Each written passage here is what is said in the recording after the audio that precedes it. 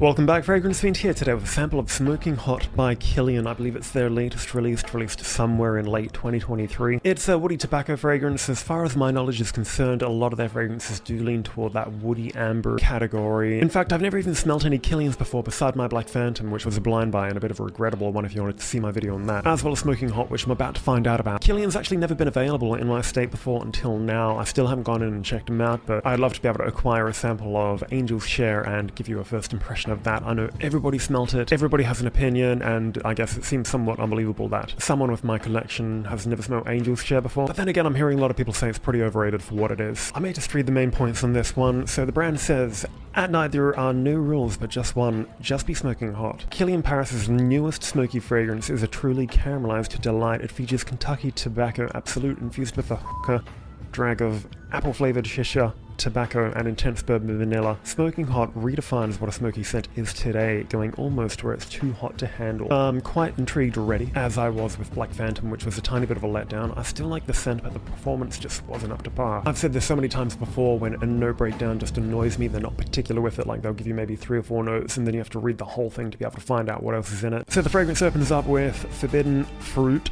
a round apple hookah, flavor blends with warm cinnamon bark, essence in a slow burn, notes of fire-cured Kentucky tobacco absolute emerge.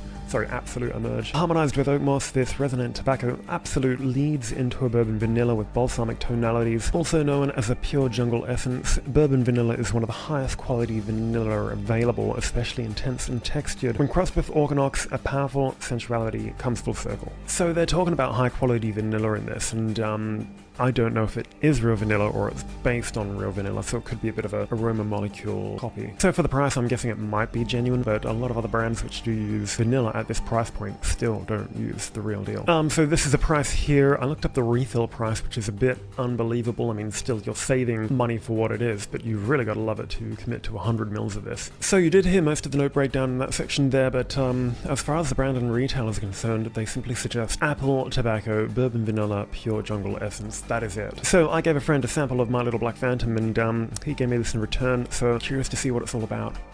That's actually incredible. So I got a very brief whiff of almost like Play-Doh there, which is really interesting. It reminds me of an early 2000s children's toy. In a bit of a good way. Those toys used to have a bit of a fragrant toxicity to them. So I'm absolutely getting that cinnamon bark. It's absolutely beautiful. I think I've mentioned cinnamon in a way before where I've never smelt that type of cinnamon. I think it was with my London Burberry review. This is a whole new cinnamon to me as well. I mean, it just smells super organic. I feel like I've probably smelt maybe over 1,500 or even 2,000 fragrances in my life, that being from perfumes, and this is a whole different DNA. It's actually smelling a tiny bit like Big Red Gum. The brand did claim that this one was incredibly smoky. I mean, I'm getting a good level of smokiness, but it's nothing too over the top yet. I think as it dries down, it might come out a little more, but usually fragrances like this should start with the smokiest bit in the opening, from a technical point. Also takes me back to my other review doing Witchy Woo by Vireo, where I claimed it smelled like a bit of a cinnamon tea. I did not like that type of cinnamon, but this is much better. And I forgot to mention that apple is really coming through. I actually love this Apple Hookah thing they're talking about, which I'm not too familiar with, but it's a unique type of fruitiness without being overly sweet. It's kind of smelling like a vape. So as it's beginning to dry down, I feel like they're not using real vanilla in this. Usually it's a bit more balsamic, darker, a bit more intense, and almost spicy. Even though this scent is giving off all those tonalities, it's not really coming from the vanilla. If anything, I feel like they've used the absolute smallest dosage to make those claims, but I really honestly don't know. This one actually smells incredible. It does smell very natural for something which is comprised of a lot of synthetic elements, which is usually really difficult to do. Loving the dry down so far as well. The opening's a lot like chewing Big Red Gum though. The first few chews are very spicy, and then it's a very light, pleasant, cinnamony taste. It's been about 5 minutes now. The smokiness has really settled down. I don't think it's going to come out anymore throughout the dry down, but I don't think the name really did justice for the actual scent itself. I'm going to catch that opening one more time.